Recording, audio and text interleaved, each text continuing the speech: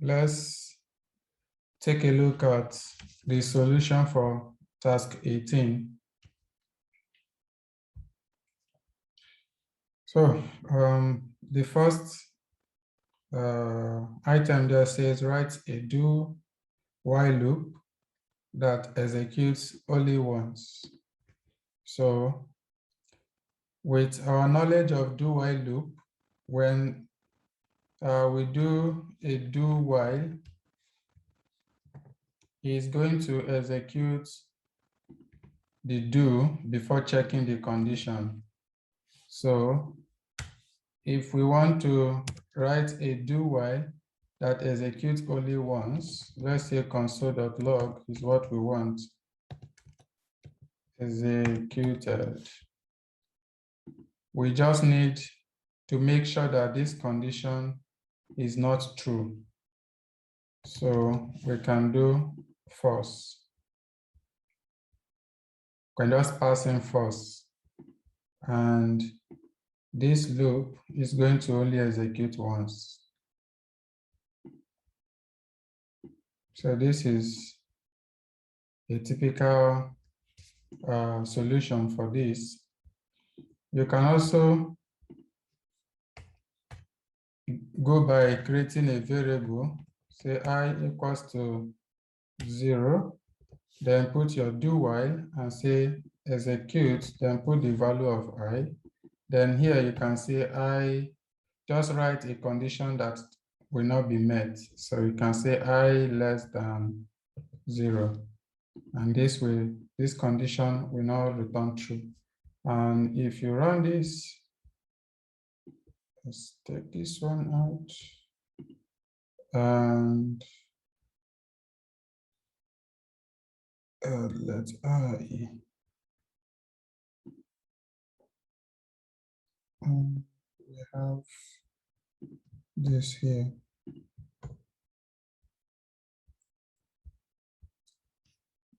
All right, so if you run this, remember this condition is going to be false. Then you see that it only executes once. And that is the solution for the item number 1. The second one says write a while loop that executes only once. Now, if you remember, your while loop will check the condition first before executing this code.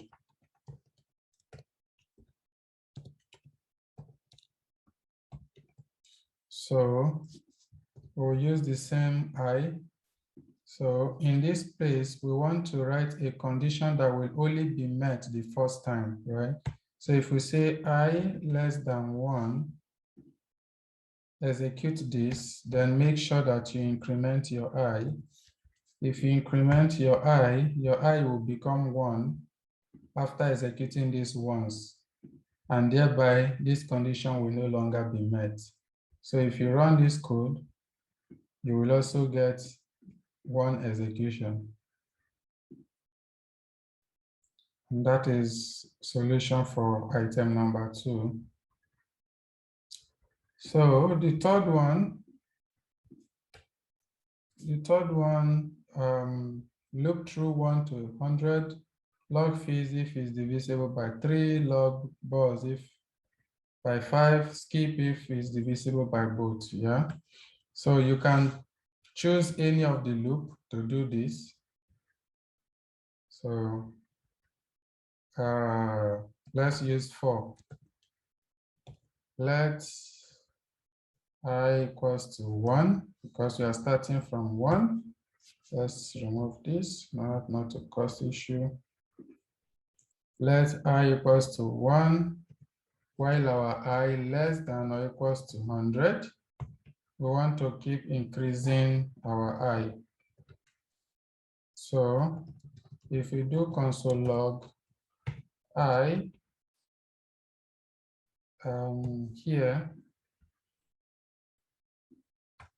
you will see that we have 1 all the way to 100, right? So now we want to check if I is divisible by 3. If I is divisible by 3, we want to print, remember, your if statement, your code run from top to bottom, right? So this here said if is divisible by both, that we want to skip, right? So we want to put and I divisible by 5. So this is checking if I is divisible by 3 and is also divisible by 5. If this is the case, we want to continue. Continue like what I explained before.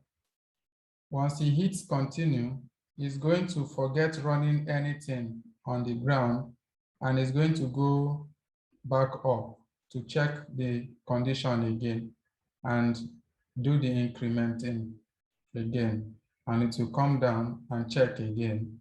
So in this case, this is your skip. So if these two conditions are met, we want to skip the number by continuing the loop rather than running it to the ground.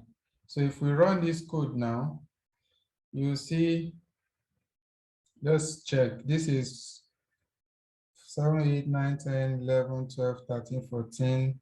You see that 15 is missing because 15 is divisible by 3 and 5.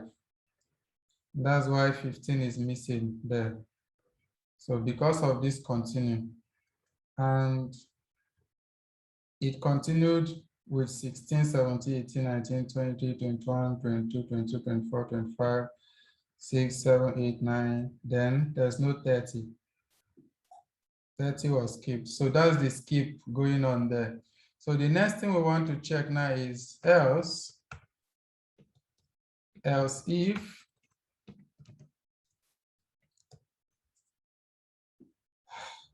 is divisible by 3. Remember what I told us about if and else if. This one will run first. If this is true, it will not run the rest. So because we don't want to run each of the conditions, so we need to use else if. If this is the case, we want to print fees, just fees. And we also want to check else if this is the case, that is only 5 that is divisible by, we want to print balls. So this is your solution here. If you run this, you see that 1, 2, this is your current I. Then 3 is divisible by 3, so you set fees. So 5 is divisible by 5, it says balls. See fees, see fees. Anyone that are divisible by 3, you see it there. And the one that are divisible by both is being skipped, which is the 15 that is missing between 14 and 16 here.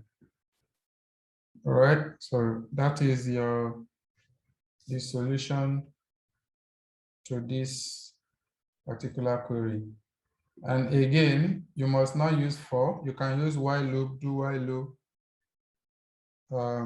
Anyone will achieve the same thing. It's just that the syntax will be different.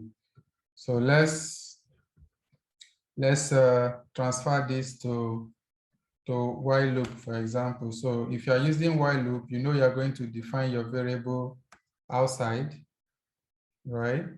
And you start your while syntax and you put in the condition, the same condition here.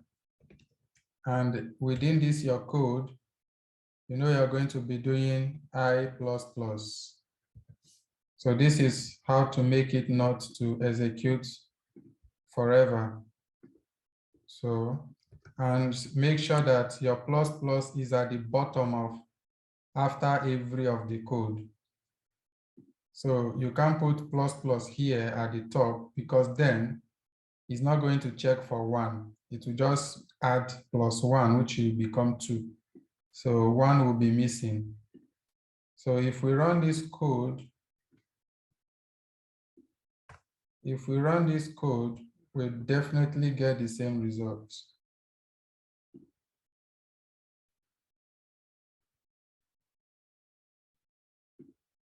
There's an issue here. You see, remember when you do continue,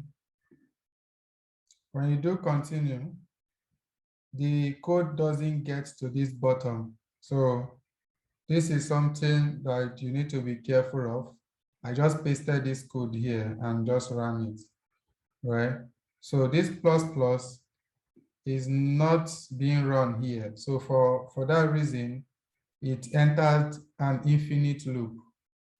So whenever you are doing a continue, when you are using a while loop, whereby you are incrementing the plus plus within the code block, make sure that you increment before the continue.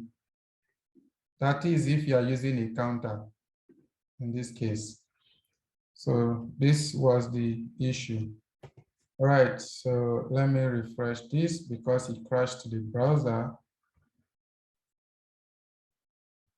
All right, so when we have this and we run our code, then you have your solution there, fees, buzz, fees. And if you go to 15, you see that 15 is skipped. And if you go to 30, you will see that 30 is also skipped, you see? So this is for while, and this is for. And you can do the same with do while also.